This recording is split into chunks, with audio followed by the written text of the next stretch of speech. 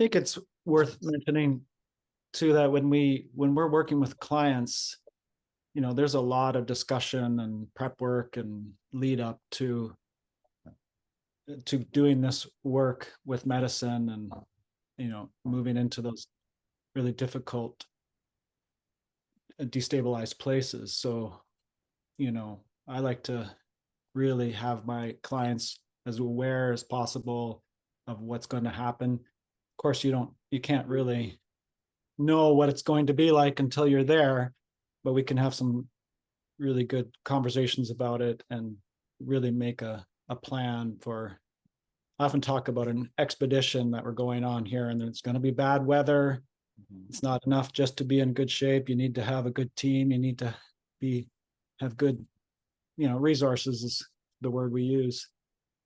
And then, I think you're still going to be surprised and so on, but you have different things in place to work with what shows up that are going to make a huge difference versus, what you described, Daniel, where you're going in and you find yourself on top of a mountain in a storm and by yourself, and you're just sort of clinging on there. For me, it's my process is of destabilization has been a little more, not so drastic as yours, Daniel. It's more ongoing. I'm kind of it feels like a little bit comes out, and I have really good resources, really good solution in my life, so some of it comes out and I work with it, I get support, and then I go for the next layer and the next layer. And I don't know, maybe at some point it needs to come out in a bigger way, maybe not. We'll see. But so far it feels like approach that I can work with. Mm-hmm. Yeah. And again, Eric, I think in what you're describing, you're focusing on this piece of solution, which I think might be the way that we're using it is might be a novel concept for people that are not trained in the PSIP model. But we have a whole 2-hour webinar on that one as well. If you go to our YouTube channel, it's a community-wide webinar that has solution is in the title of it. And it's such a key concept in our model. I think it's such a key concept in the processing of trauma. The presence or absence of solutions in a person's life makes all the difference in terms of how they work with charge, how they work with dissociation, how they work with destabilization, right? Because ultimately, I think tell me if you guys agree with this, but the only two options that we have are to either manage the destabilization or go into it and get to the other side of it, right? Those are really the only two. And you can do both with the same client, but ultimately what we're looking to do in this model and in psychedelic therapy, I think, is really to get to the other side of it. I just wonder, I'm somewhat familiar with SE and other models. I wonder, is there an in-between where some approaches are trying to, address it very, very little baby steps at a time. And, that's not just symptom management, but it's also probably not going to reach the deepest trauma that's carried into dissociation. So I'm just leaving a room for a little bit of in-between area there. Yeah, I'd say that definitely. I think all of the work that I did that does do window tolerance, like all the SE work, prepared me for this work. It was good sort of training wheels. I think if I kept it up, I was getting diminishing returns, and also it would have taken me maybe a lifetime to get to where I got in 2 years. Yeah. Yeah. I mean, I think the idea behind the window of tolerance model is that you're actually building that tolerance, right? So that window doesn't stay the same over time, but it continues to grow, if I'm understanding that correctly. Now, so I think, I mean, you know, that seems to be a good way to sort of think about it or go into things. But from what I've seen, and you know, what we see pretty regularly in our trainings, when people go to developmental traumas, when people go to attachment, it is so exquisitely painful. I don't see any. I like the way that that comes out and the way that, you know, it moves through a person's system. Um, you know, it's very painful for them, and I don't see a person's system consciously or otherwise being willing to kind of open any kind of window to get to that place, right? And um which, I mean, I think there's precedence for that. I mean, there's precedence in terms of our biology for that, which is to say that, you know, we begin life well outside of the window of tolerance. Giving birth is well outside of people's window of tolerance. It's destabilizing, you know, so there's, but, and yet incredibly natural, right? So I think I want to propose that, you know, I think we've been talking about this in different ways too, but like, I guess one question for me is, what is being destabilized? What self is being destabilized that we're so, you know, precious of around? What are we protecting here, right? Because I want to propose, so I'm going to get into a little bit of, you know, theory that is from neuroscience that we use in the PSIP model, which is, you know, the distinction between primary consciousness and secondary consciousness. And, you know, without, I don't, I don't know how to do this without giving a definition of it, but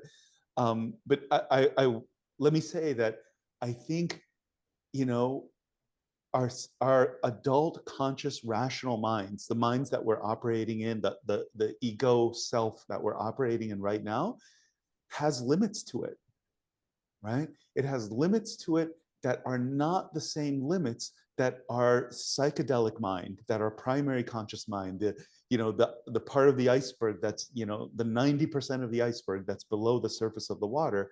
I think that has very different rules to it. It has very different, you know, physics in terms of how it operates, and it has very different sense of tolerance to it. Yeah, Eric. And very different capacity.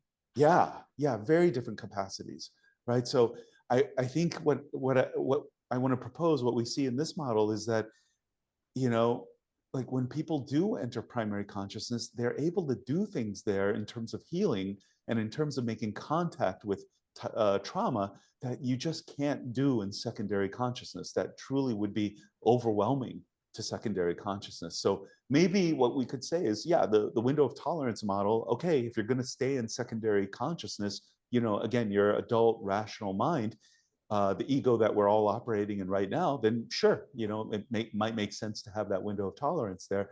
But in a psychedelic state, something very different, a very different version of you is coming online that relates to this material very differently, I would say. Yeah. Jean, why don't we go with a question here? I've not been, I realized I couldn't track the questions and then track our conversation at the same time. So Yeah, you guys, we've got a bunch of questions right here, and you can also access them. You just click on the Q&A box right there. But let's just start it off with, we have I want to say like a two-part question here from Tessa. And Tessa asks, you know, how do you tell when destabilization goes too far? And would there be any indications that would lead to deciding to discontinue medicine sessions for a client? And also, how do you tell the difference between destabilization and re-traumatization? What makes the difference between a PSIP session turning out to be destabilizing versus re-traumatizing? these are both really good questions. So maybe let's go with the first part first, right? That what was it again? How do you tell if you've gone too far? Yes. How can you tell when you've gone too far? And what are the indications that would lead to deciding to discontinue with medicine use? Yeah. My simple answer to that is how the client's life outside of the session, right? So what we're looking to do in the PSIP model is have sort of when somebody's in that processing container, we want to take away their management strategies. So whatever happens in that container happens in that container. But when they're outside of that container, right, when they're at home and they need to be functional, we want them to bring on all of the management that they can possibly bring to the table. And so in other words, like, we want to prevent that destabilization when a person is not in the container, right? Or not prevent it, but manage it, right? So in other words, we're saying, yes, destabilization is a necessary part of healing, but that doesn't mean that, if you're renovating a building, it doesn't mean that the whole building collapses in the renovation. If that happens, then you've gone too far, right? If, if you're working with any of the, and so there's, God, it's tricky because some of the work that people need really are working with the core structure of the building, right? The load bearing walls of the building. You're really working with that. So the tricky part of this is, how do you work with something so core to a person's structure, and yet you're supporting them to not fall apart outside of the actual session, right? I think that's the balancing act. Anybody else have thoughts on that one? I would say that's spot on, right? And just wanting to make the discernment between overwhelm and destabilization. Because if I'm working with a client and they're having large pockets of overwhelm when we're working with a very specific, a very painful piece of the process, I'm okay with that as long as they're able to heed to the responsibilities, able to function enough, like during that period in their life.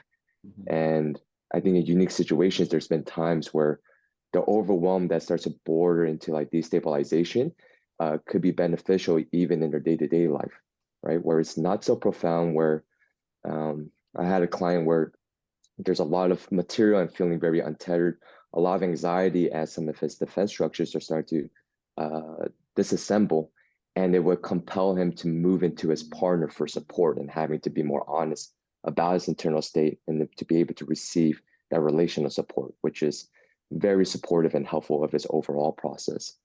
So when I'm thinking about these pieces, there's some like unique situations in which like there's a bit more space for more overwhelm and potentially destabilization. But like you said, Sanj, like the main thing I'm tracking is the person still able to function, even if they're overwhelmed, even if their anxiety is at an all-time high? Are they still able to function and still heed to the responsibilities? Because at the end of it, if their life starts to fall apart, if the romantic relationship that they're looking to preserve and grow through this work is starting to break apart, I'm not sure if this type of work is really helpful at that point in making adjustments around that. Yeah. Daniel used the word compelled. So that he was compelled to maybe make a different choice, right? Move towards his partner in a way that he wasn't before. I think that's what you Yeah, were saying, right? So that we're yeah. compelled. So you're moved, you're nudged in a new direction. And I think that suggests that there's just enough destabilization for the potentiality, right? The aliveness, the newness, the new discovery to emerge. But for me, when destabilization becomes too much and re-traumatizing, is where you instead are like extreme looping and there's no newness emerging, and you're just caught looping and looping and looping in a bigger misery than you did before. That would be how it's that. I like that word compelled, like there's something new that's attempting to emerge and you can sense it and you move towards it. That says that there's just enough destabilization that the system is saying, okay, we need to make a new choice here, right? Yeah. And one of the benefits of an ongoing approach, a more therapeutic approach, as we have with PSIP, is that, yeah, there's times when you need to stop medicine for a while and work more on resourcing, and integrate more solution in your life, like strengthening a connection with your partner or friends and so on. And then again, as this part of ongoing work and collaboration with the client, if you will, like, as you know, maybe they're ready to go back into medicine now because of the ways they've strengthened solution in their life. And so it doesn't always need to be it quite often isn't just oh, you're not meant for this work. It's, you need a pause, we need to slow things down, work more on your solution and resourcing, and then we can see how you're doing after a while and try again. And yeah. And sometimes Pete, you'll in this model, you'll make an evaluation of somebody's system, and you'll start with that at the beginning. Like they're not coming in with enough foundation to actually begin to open these doors in that container, right? So sometimes we'll start with the foundation building with a client. I'm tracking for two things. I'm tracking, like, is the destabilization so much that they're going back to old management strategies, whether it's drinking or eating or whatever it was, right? The other piece is, has the transference become bled into their real life? Like, for example, do all of a sudden they see me as such an extreme threat, they can barely actually get to the next session? So like, what's going on in terms of the transference in the individual system? Is like the whole world becoming like a world of threat where they're just feeling paranoid? That's another key. That's another right thing to gauge on. Mm-hmm. Yeah. I normalize that people are going to, I think we're all saying this in different ways, and Daniel, you mentioned it specifically, but I will tell clients that, like, as you're going through this, imagine that, like, you know, you've got a cold that it's, you know, it's like really knocking you down a couple of pegs. So you're functional when you have a cold, but you're not your full self, right? And I have clients really kind of expect that. Yeah. And maybe let's get to the second part of the question, like what's the difference between healthy destabilization that we're talking about and then re-traumatization? Yeah.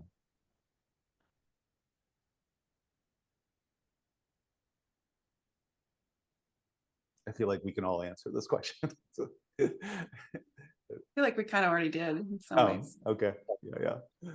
I think what Jaya was speaking on was hitting it on the head, making the discernment between the looping and the nightmare, right? With no other direction to kind of move into, versus the other one, like other options, other possibilities opening up, and then that destabilization becomes fuel for new ways of moving through the world to show up, which is very much what we're looking for in this process. Yeah. And I would almost say, like, that's why I kind of I sometimes struggle with the word trauma, because we are here to address the trauma, but in many ways we're not. We're here to self-author, right? We're here to be compelled to make a different choice, to move in the world in a different way, to self-author. That's what this model is about. It's about like newness and self-authorship and moving in the way in a different way, moving in the world in a different way. And if the person isn't doing that and they're looping and struggling, then I'd say you're stuck in some level of maybe not re-traumatization, but the system is stuck. It's stuck. And yeah. Another way that material's gotten pulled forward, and you're immersed in it. You're not able to hold enough of this reality to integrate it. So like Daniel's story at the start, that there's just too much of this material alive for you, and you're not you're just sort of experiencing it all the time, and there's nothing that's like, oh, I need to move toward my couple more, or I need to, connect with my community, because wow, that's my experience. My stuff gets pulled forward. It's often a lot of fear and aloneness, and and I live alone, so I'll come home after a session, I'll struggle to sleep, because that's me in my crib alone, not getting held at all. but I can hold that enough, and I have good friends around, and if I want, I can actually just go and stay with them, right? And that means needing them more, and that's a good thing. And that's how my material doesn't take over and just be another loop of, oh, look at me, I'm alone again, and no one knows I'm suffering and scared and so on. That's how I experience it. I think you're changing up the hand dance, Eric. Like the hands are the hands are becoming Look at our different shoulders. things. So in other words, like what I think what you just described in there is saying that, oh, here's the nightmare that we've pulled from the background. It's up here now. And to my sensibilities of this, it's okay for somebody to be fully in this as long as they have what you are using the other hand for, which is solutions, right? The presence of solution changes everything in terms of whether somebody is taking destabilization towards like a much better configuration, what Jaya was talking about, or they're going to just kind of, their system is going to do the exact same thing with it that they did when they originally experienced a trauma, which was probably dissociate, right? Without solutions, we'll just have the same exact reaction that we had originally. So yeah. Okay, Jean. Oh, no, go ahead. This is a question for you guys. So we're talking about solution, and often we keep going to relational solution. Would you suggest like the ability to so destabilization is almost, and it can be described in many ways, but I almost sense it as a yes no, right? There's like just like I don't know what to do, I don't know what to do, I don't know which direction to go, I'm destabilized, I'm flooded, there's like so many emotions coming up, and I don't want to go back to my old ways, but I have no new ways. And so you get stuck in this like place that's very destabilizing. So I say almost yes, no. You've got the like, I don't want to go back to old, but there's no new. I don't see a new. There's nothing I'm compelled to go towards. And so then you get kind of stuck in your looping. Yeah. My question for you guys is, would it be an interpsychic solution to like, how do I articulate it? If you're stuck in that destabilization, you can't see the newness that might be around the corner. You still have an interpsychic sort of solution, I would assume, to tolerate the yes and the no. It's like, oh, here I am, I'm witnessing myself go back, but I'm not sensing something in the new, but I can hold and I can wrestle with that dialectic enough and for enough time and with enough containment and awareness that I can wait for that potentiality to emerge, that being compelled. I'm kind of just curious for you guys if I've witnessed that within myself all the time. I don't have a sense on the new solution, but I have enough faith in my own nervous system and my own signal that if I just stay with it, I'm going to get that, right? Does that make sense? Mm-hmm. Yeah, you're describing an intrapsychic solution and for the process. And yes, for the process. Yeah. And I think I want to share that because I think some people might be like, not like Eric, like they don't have friends they can call. They don't have people they can reach out to. They don't have that relational solution. And I want to give them hope. Yeah. Right. That they have their own internal signal that if we can just have more trust in it, then just know it wants life. It wants to be compelled in a new way. And it is what we can brings more and more attention to, because it is going to deliver. It is going to show up in a new way and have us go in a new direction. No, I love it, Jaya, because like you're describing my system, right? So Eric, I'm kind of 180 degrees on the other side with Eric, because when I was going through the core of my work, I didn't have the relational pieces that Eric is describing, but I had an enormous, I don't know where it comes from, but an enormous amount of interpsychic trust for the process. And I'm like, wherever this goes, I'm gonna just ride it. But ultimately both are necessary, right? Like both are, like my system leans towards more the intrapsychic solution, but having relationship on board really does add new dimensions to it. And I'm assuming, Eric also needs intrapsychic trust. as well. Yeah. And I want to just hammer this home because I was feeling, and I don't know if it was just within myself or within the audience, I could feel this sense of no hope. Like in my, like in terms of like, oh, I need to figure out how to get more relational solution when maybe they're just not there yet. And in addition, this is where I feel like we're doing a little bit of disservice with the window of tolerance. Because then if you are really aligned and bought into the window of tolerance, you never have trust in your own interpsychic solution, right? You never have trust in that signal that's got your back and it's actually going to take you in the direction that you want to go. It's just about learning how to work with it and co-creating with it. Window of tolerance is like, now you're having to hang on to some sort of like imaginary window of tolerance and you just got to get it right. And it's like, what's that all about? That doesn't make any sense. You're going to fail at that and then have a really bad relationship with your own signal. Yeah. Jaya, on our last call that we did a few days ago, you spoke about your experience of destabilization.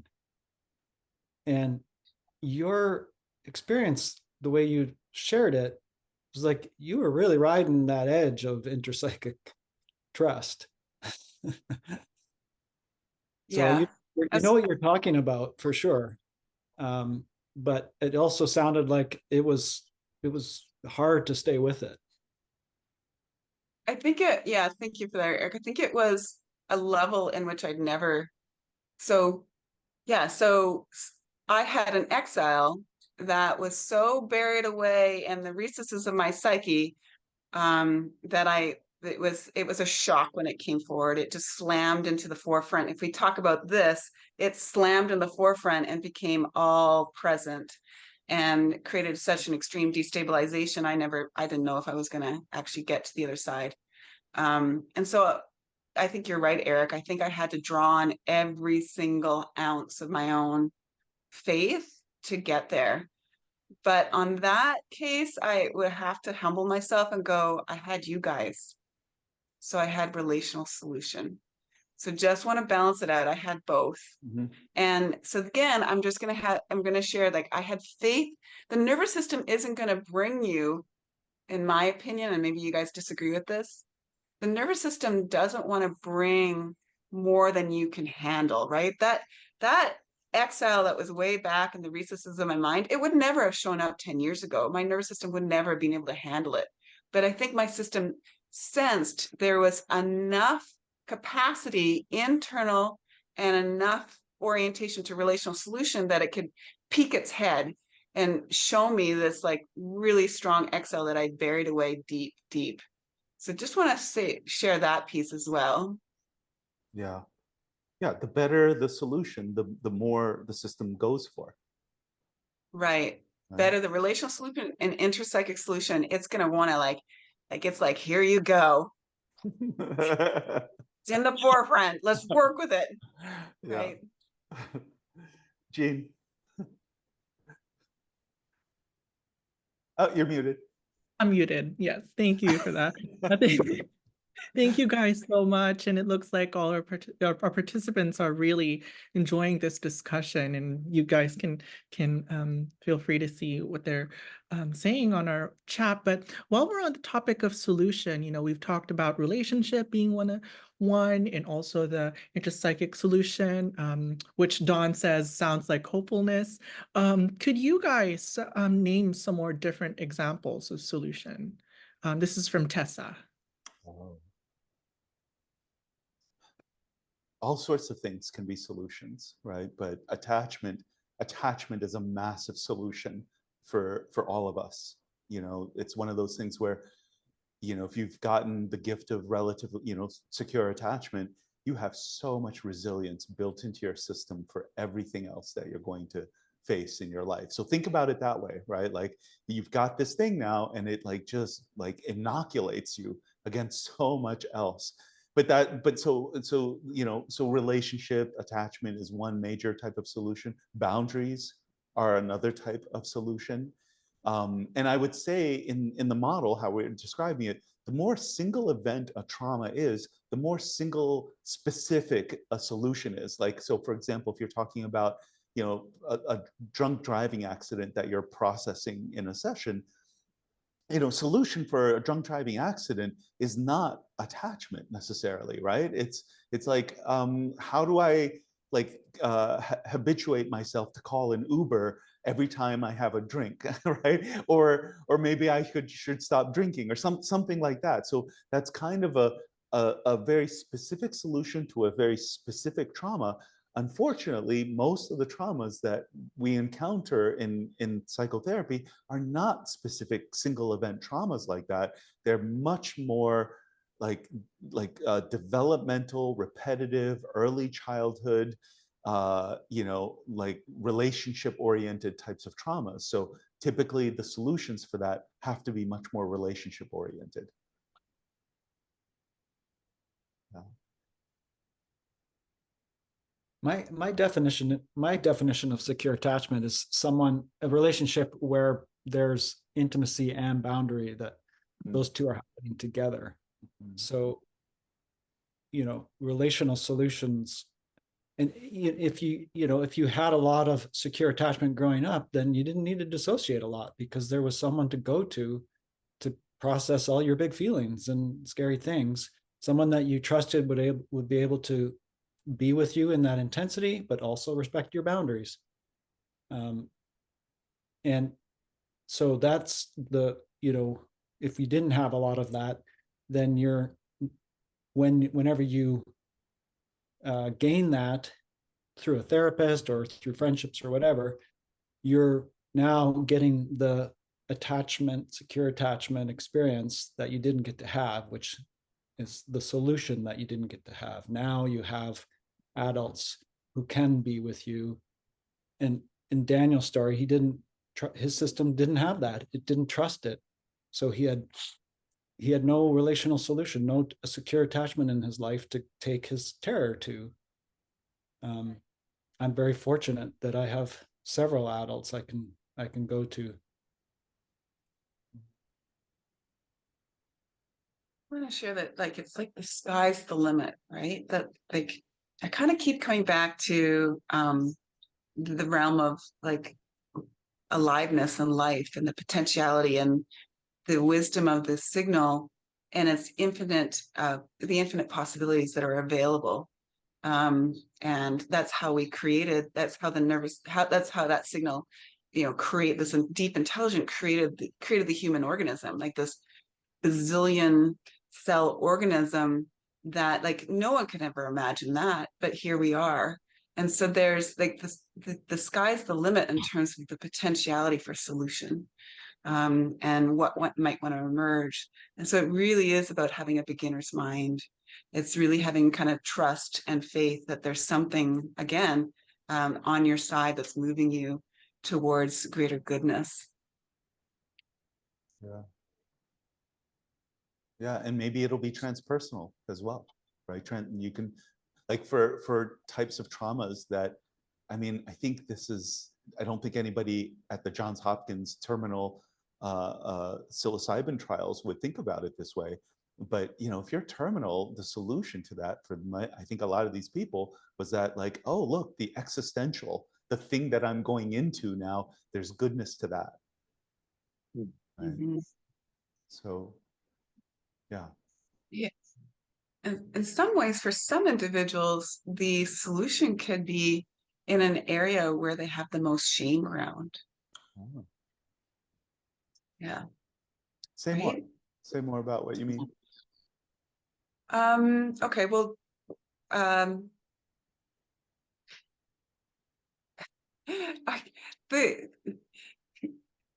thinking of an example that's sort of like shameful.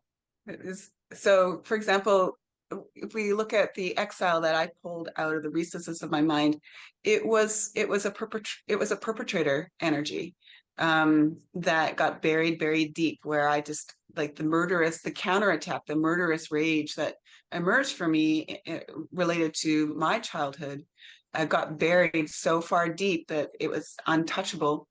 But when it came forward, it wanted an outlet. It wanted an outlet. And I had extreme shame around it, shame around this perpetration energy that wanted an outlet. Its solution was to kill. Its solution was to murder. And so then the shame around that would have me try and shove it in the background, creating this yes, no, destabilization. Yes, no, yes, no, yes, no, yes, no, yes, no. So I needed relational solution like these guys to support me in normalizing it. But I also, its solution was murder. And to bring that out in a way in which was playful and fun, like no different than what I might witness if I was doing play therapy with a child. They've got that murderous rage and they might want to take a stick and jab it into the teddy bear. I needed to have a place to execute and act some of these impulses out as solution. And as I did, I could then integrate this exile in a way in which became part of who I was, and internalized it as boundaries in many ways. So I don't know if that offers an example, but yeah. And that was So jujitsu. killing a teddy bear became solution if I was a child. Jai, is that where you went to explore jujitsu? Is that right? That came in years ago. That's another whole story, but I did utilize it this time around, but I had to actually change my method. I had to change it around a little bit to really execute too. Yeah, it wasn't enough. To be honest, jiu-jitsu was not a big enough field to hold this type of perpetration. It was too gentle. Yeah. So I had to really reinvent and reorganize how to hold this perpetration energy. Yeah. Well, I mean, I think if you look at people that are drawn to the world of like BDSM, right? There's all sorts of abuse scenarios that are being played out in that world, but with solution, namely, oh look, there's a safe word now. You can get the abuse to stop by saying your safe word. That when abuse was happening in childhood, there was no safe word. Right? So your system dissociated. And here, like, look, you have a safe word and you don't have, right? So you have control, you have like capacity over what's happening to you. Yeah. Which I feel like we're straying a little bit from the world of destabilization. We're starting to talk about like reenactments as part of solution. But you know, that's Well, I think maybe, sorry, go ahead, Eric. No, go ahead, John. I think where destabilization comes back is if we're refusing to see the solution as one, right? So in my case, I had extreme destabilization because I wasn't willing. I had so much shame around the perpetration energy. So. Well, that's interesting because I feel like solution in itself will be destabilizing for people, right? So for people that live in a completely solutionless reality, right? So meaning whatever they're dealing with, they just live in a depressive or a dissociative state somewhat chronically. And then all of a sudden, if something shows up in that person's world that like, you know, whatever it looks like, but there's a way out, right? There's for many people, there's this huge mobilization that takes place in their system to take that way out, right? And that could be, so people don't go to calm, resourced places necessarily when solution shows up. Solution itself can really destabilize. And, you know, again, that's, I think, healthy destabilization, the kind that we would want in a client system. Right? Yeah, Eric? That's the kind that ends up, they are compelled to go there, even though it's destabilizing, which is Daniel's example, as opposed to the re-traumatization, which is like, I got nothing, there ain't nothing here. Just, yeah, yes, no, yes, no, yes, no, no, but no emergence or compelling because it, yeah. Yeah, I want to just add that, you know, in my experience, even though I had pretty good solution in my life before I started PSIP, I needed to let myself need it quite a bit more once I started my PSIP journey. So I think I probably making it sound like, hey, I got all the pieces in place. It's, you know, it's like, hey, destabilize solution. But it's been vulnerable to actually feel how much I need my community. Part of my structure up here is built around being pretty strong and independent and tough and all of that. And so I've had to, let myself be very, very vulnerable with friends, which is amazing, but also, yeah, not a walk in the park. Yeah. Mm. Yeah. Jean, maybe another question? Yeah, thank you guys. I just also want to read some of the things that our Yeah, participants have been. Well, actually, like go ahead and do that, because we've got another 15 minutes. So go ahead and maybe read the comments or whatever you were going to do, and then we'll see if we have room for a question. Yeah. I think we'll have time for one more. But also, you guys, if to our participants, if you have any more questions, just feel free to chime in, send in your questions, because we'll be recording another webinar or Zoom call with everyone in the panel, and we'll be answering those questions separately and uploading them to YouTube, because if we're not able to get to everyone today.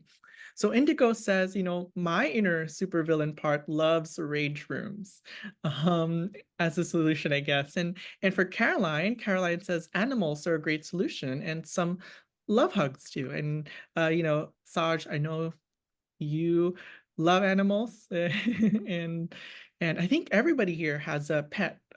Eric, I don't know about you. Do you have a pet too? At my friend's place. I have house plants that I'm very. Eric, we'll talk about your attachment later, okay? You keep your pets at a friend's place. And then here's the question. Sorry, I'm just trying to scroll through here. I believe this one is from. Where did it go? Where is it? Okay. The question is from, again, Indigo Dawn. Can you give examples of clients for whom destabilization is contraindicated?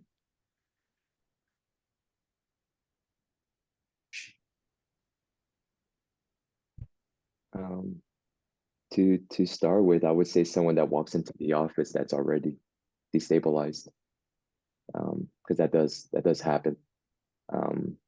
I would say it definitely happens in the psychedelic space as well too. Someone that's been constantly suffering and not having solution, not having the capacity to stabilize, and wanting to do like another big mushroom journey, or maybe do a ketamine journey with the hopes of things being fully resolved through that.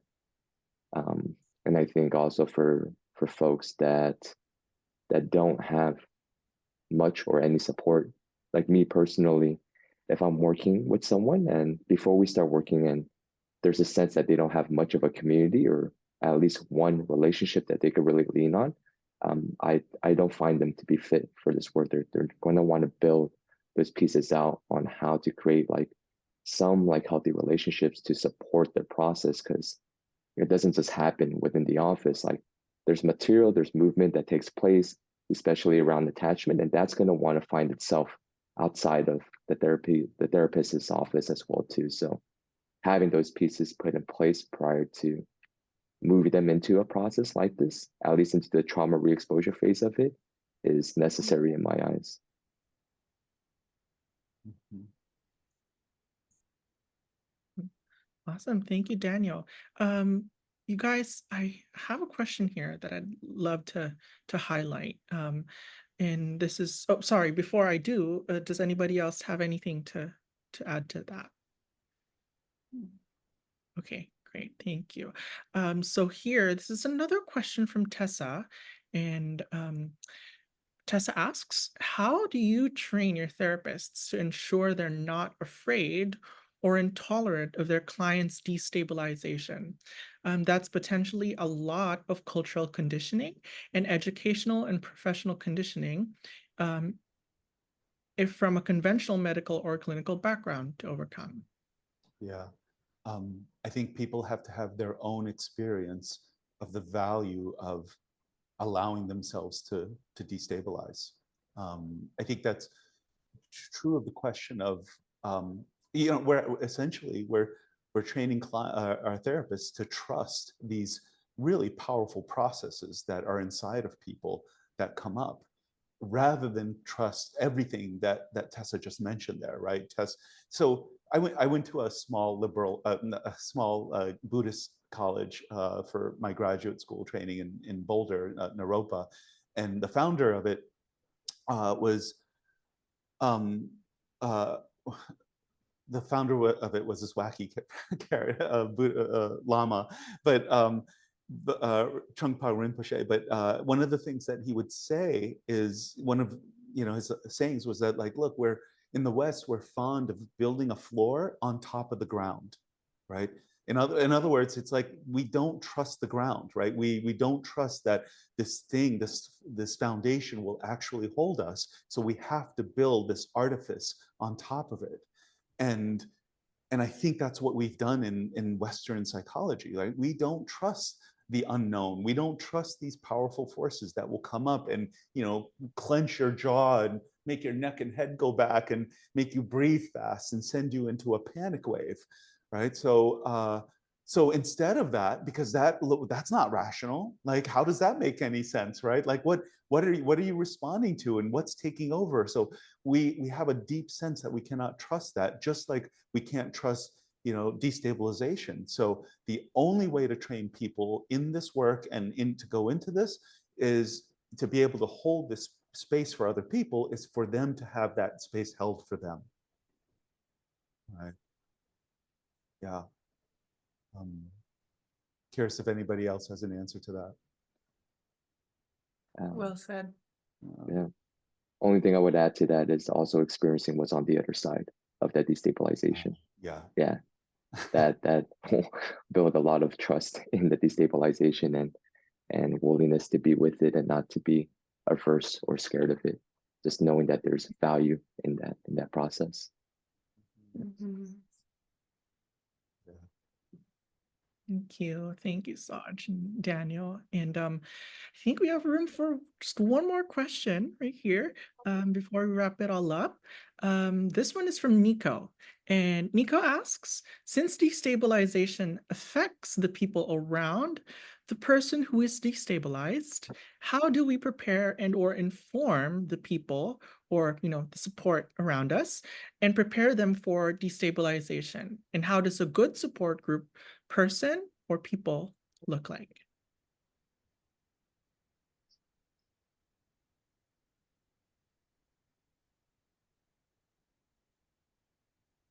Can you read that question again?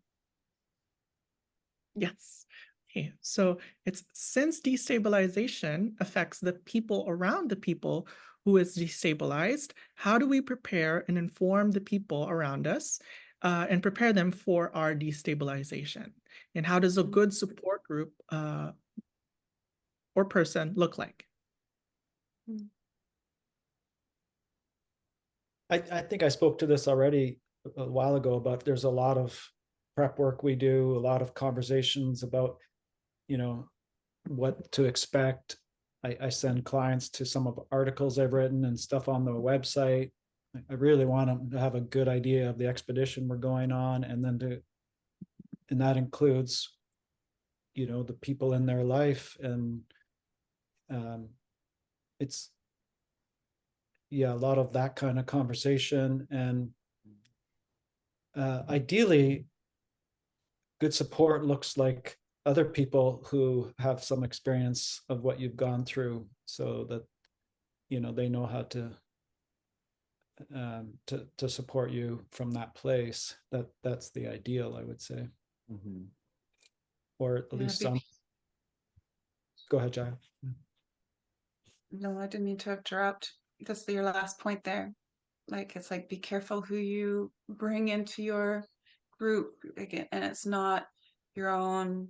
Like, so again, if you had a childhood where no one allowed for destabilization, and you're wanting to prepare people now around you for your destabilization, just be careful of the transference that might be in the field or the counter transference, and who you bring forward. Like, make sure you assess them appropriately, whether or not they are capable of tolerating, handling destabilization. They could say yes, they could sit there and listen and work through all the psychoeducation with you. But when push comes to shove and they sense that deep destabilization, they could be out the door. So just, yeah, word of caution. Yeah, because that's what you might have hired them for in the first place. You know, to like Yes. to play your family a role and Yeah. you know not be accepting of this type of thing. So it's not surprising if people in your life might not be uh, open and able to hold this. You know, um, but yeah, as much as possible, I would say be so to train the client, but also the client, the people around the client. You know, like you want to be as transparent as possible with the processes that are going on here. Simply, and that does not at all take away from the power of what's going to be happening in these sessions if their conscious, rational mind is fully aware of what's going on. Um, so yeah, you can do that, and then I want to second what Eric mentioned there. One of the best resources or stabilizing forces that we have for people is when they're around other people that are doing the same process, right? So when we had our clinical arm, we used to have groups of all the people that would work with us, but they would come together, and it didn't matter what they were doing together, whether it was talk therapy or restorative yoga or art therapy integration. The fact that they were together was the real helpful thing for people. Yeah. I'm so glad we're doing this webinar or this panel discussion right now, because this will become one of the things I ask my clients to watch, so they really understand what this is all about, and then the people around them in their life can watch this webinar, and the more everybody's on the same page, the better. Yeah. And certainly, when you're doing integration, bring in their significant other, bring in the family system that's holding this person. And because there's probably going to be all sorts of, powerful transference that's going to be playing out in those relationships as well. So if you can bring that into the therapy process, even better. Yeah, I saw a question or two about transference spilling out, and the short answer is to talk about it ahead of time and keep it very conscious and in everybody's awareness. Yeah, the transference piece can be a wicked part of how things destabilize, right? And again, by the way, just to make it clear, destabilization isn't just chaos, right? Destabilization is the you starting to live in this reality, right? We're pulling this forward, and people are starting to live in this reality, the reality of their childhood, the reality of their family. And that's a coherent reality, even if it was filled with threat, right? So this is just to say that people aren't firing off in all sorts of random directions because they're destabilizing. They're responding to something very very real that's living in their system. Yeah. I'm going to add one more piece to that question around how to kind of educate. No, if you have a life that's being glued together with your management strategies and you begin to destabilize, and everyone knows you from that point of view of management, like for example, let's say you're a people pleaser and that's how you manage your own trauma, and you begin to inhibit some of these managements, then there's going to be like a retraining of other people are going to have to know the new person that's emerging.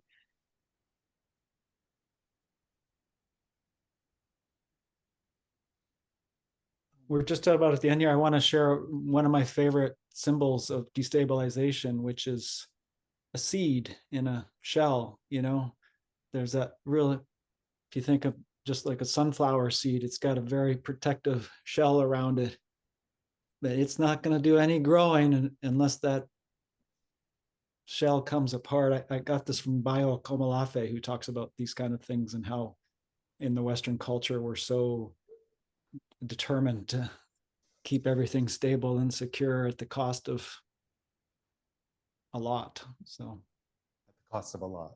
Yeah. All right, everyone, we have to wrap things up here.